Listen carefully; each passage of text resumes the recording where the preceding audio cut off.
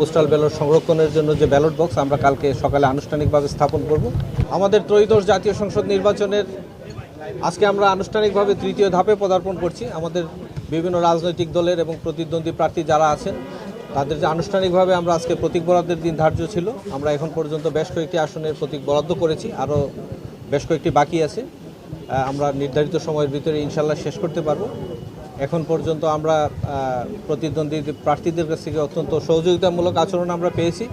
তারা আমাদের সহযোগিতা করার প্রতিশ্রুতি দিয়েছেন এবং আচরণবিধিটা যাতে তারা মেনে চলেন সেই বিষয়ে আমরা তাদের প্রতি আহ্বান রাখছি এবং তারা প্রত্যেকেই প্রতিশ্রুতি দিয়েছেন যে তারা আচরণবিধি মেনে চলবে।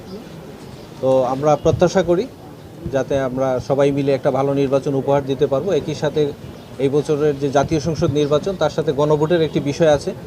গণভোটের বিষয়ে যাতে ভোটারদের তারা প্রত্যেকেই যার যার অবস্থান থেকে সচেতন করেন সেই বিষয়ে আমরা আহ্বান রেখেছি। একই সাথে পোস্টাল ব্যালটের বিষয়ে তাদেরকে আমরা অবহিত করেছি।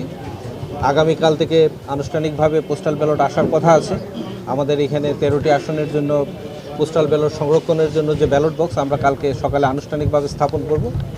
আমরা প্রত্যেক প্রতিদ্বন্দ্বী প্রার্থীকে অনুরোধ করেছি তাদের এজেন্ট বা তাদের কোনো প্রতিনিধি যদি তারা এখানে প্রেরণ করেন তাদের সামনেই কাজটি করা হবে।